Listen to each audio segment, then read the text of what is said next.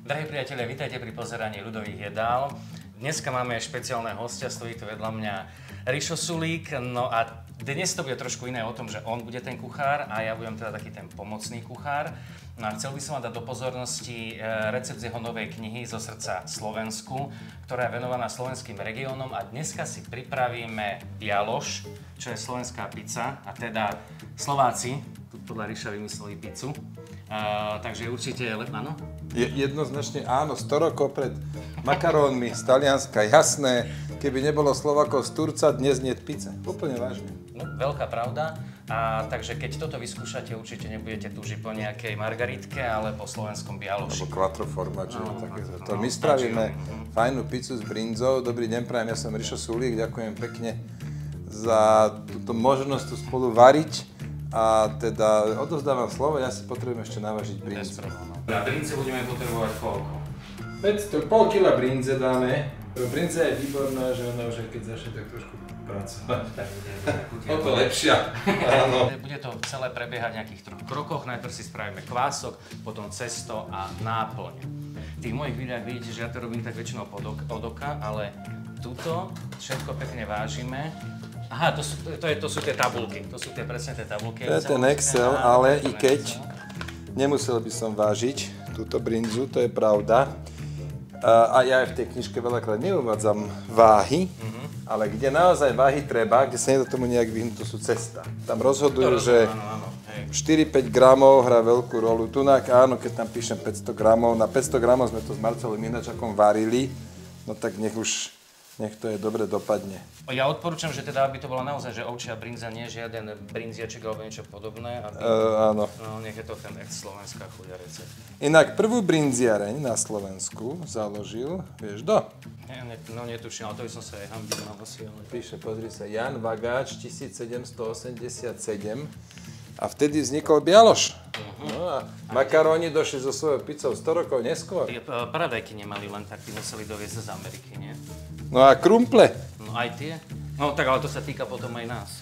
Ja nie, my sme krumple mali určite už aj predtým. No, začneme teda tým kváskom. Deci mlieka. Plnotučné, polotučné. To je úplne jedno. Dobre. No a tak polovicu kvásky. Polovicu, akože to je šialené množstvo. Taliani dajú na kilo múky, že gram. Slováci dajú, že kocku, 42 gramov. Je to strašne veľa, ale asi nemali čas. Museli byť veľa na poli. Krmíme ho cukrom, 10 gramov. Premiešať pekne. Tieto sú dosť čerstvé, tak sa tak lepia. Staršie sa drobia. Či je to naopak? Neviem, teraz jedno ako. Ideme to dať na teplé miesto. Later that same evening. Máme kvások. Takto vyzerá, keď nájdete teplé miesto v byte. Toto je takých 35 stupňov. 100 gramov hladkej múky. Teraz to použijeme mixer, lebo to sa kačuje tak.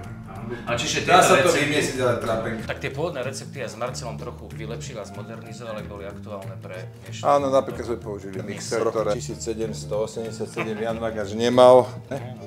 500 gramov hladkej múky. Ja mám taký pocit, ešte som to neskúšal, pol na pol, hladká polohrubá, by mohlo byť čarovnejšie. Teraz ideme na isto. Teraz máme hladkú, 2 deci. 135, 172, 200. Výborne. Staré mami objavili recept s Janom Vagáčom. Dáme lyžicu bravču, taká pekná meška. Však ale bravčov má sa aj do rohlíkov dáva. Teda už asi teraz nie. Aby boli vegánske. Ale no vegánsky, hej? Dobre. Je. Tak. Prosím pekne, 13 gramov, tak dáme tam 15. Dobre. Dáme tam ten kvások. Dáme to miešať. Čiže to mám teda základ, teda cesto. Tu tiež inžinieri vymysleli nejakú strašne, že dotyková elektronika.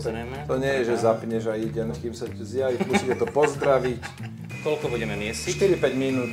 Zatiaľ si ideme nakrájať slaninku. Na aké kúsky budeme krájať? Na drobné, lebo ono to pôjde na 200-250, tak niečo cez 200 stupňov na 20 minút, čiže keď dáš veľké kone, tak sa to... A slaninu by sme mali používať takúto prerastenejšiu teda, alebo takú tú haluškoidnú, ktorá má viac toho tuku? Nie. Tá sa ti tam komplet, tak to difunduje a je po nej. Čiže nie haluškoidnú.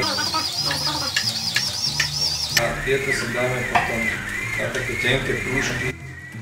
Počkaj, tak to ti na ochutnávku dám takú, že tenšiu. Super.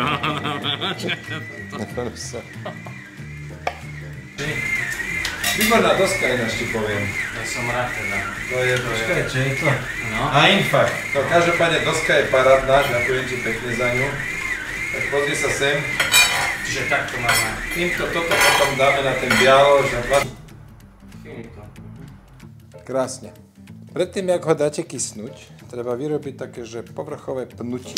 Krajšie kysne, fakt krajšie kysne. Toto zase mám ja od Talianov, však tak ukradnú nám pizzu, no tak môžem asi niečo od nich. Áno, áno. Ináč veľký fun fact, budeme to robiť slávne pizza piecke potom. Máme to pekne sem, pohľadať gumičku.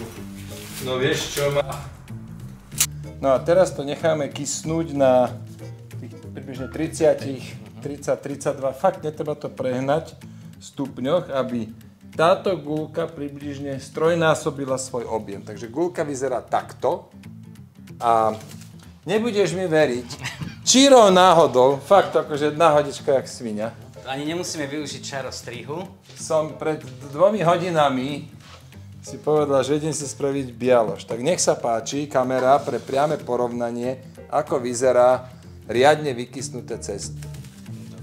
Toto si myslíme také zriedka. Píšu, u Sulíka v knižke. Áno, z Sulíka, hej. Na brinzovú zmes potrebujete 2 väčšie uvarené zemiaky, prepasírovať, rozpučiť, pol kila brinze, 2 deci kefíru, nasekanú pážitku, sol, korenie. Super. Ideme na to. Tú brinzu. Sol, korenie.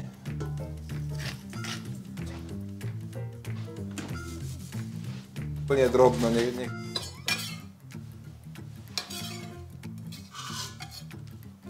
Ty koňo. Základné pravidlo, vždy by ste mali chutnať to, čo niekomu podávate. Určite. Jemne to má tak štípkať potom. Tak jemne máš tam hlavne cítiť máme korenie. Áno, áno. Ideme miešať. A nehovorí sa, že brinza došla z Rumunska s tými valachmi? On neobjavil, on pustil prvú komerčnú brinziareň 1787. On začal komerčne brinzu vyrábať, čiže nie už len doma, pre seba, ale začal ju vyrábať a predávať. A brinziareň otvoril teda v Zvolenskej Slatine. Dobre, tam, kde ju máme aj teraz teda. Áno, vlastne. Tam je možno, že najstaršia brinziareň na svete.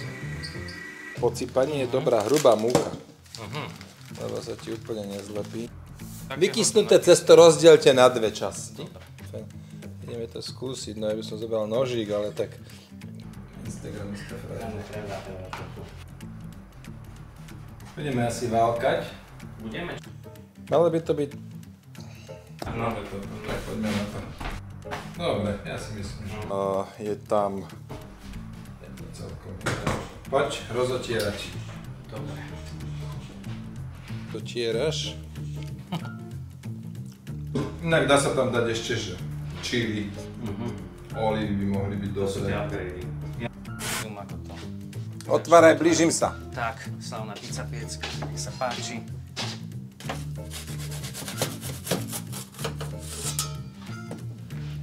Koľko to tam zostane? 20 minút. A koľko máme stupňov? Cez 200. 202. Prešlo 18 minút na 200-210 stupňov. Môže byť aj 220, treba si trošku strážiť ten čas, ale takých 19 minút už prešlo. Few minutes later. Otvárame. No, parádička. Krásu, aj tá vôňa. Jak nová. Čiže máme takúto špeciálny nôž. Aj to máme od Talianov. Áno, áno. Nevadí, oni majú od nás pizzu, čiže... Bude ešte horúce. Drahí priatelia, takto vyzerá slovenský bialoš. Perfektne to chutí. Je tam cítiť všetko, tú brinzu, skvelé cesto, slaninu. Vyskúšajte recept doma. Nájdete ho teda v knižke Zo srdca Slovensku od Ríša Sulíka a Marcela Ignačáka. A budem veľmi rád, keď si pozrite potom aj ďalšie video. Nájdete ma aj na YouTube, aj na Facebooku pod rovnakým menom Ľudové podtržník jedla. A nezabudnite na tom YouTube dať aj odber, aby ste boli notifikovaní, keď vydám ďalšie nové video. Takže ďakujem veľmi pekne a ďakujem Ríšovi za spoluprácu. Ja ti ďakujem, že si sa tu zastavil. Tak šiel som okolo. Výborné. Náhodou som mal cestu. Náhodou, áno. Tak som sa to tak myhol.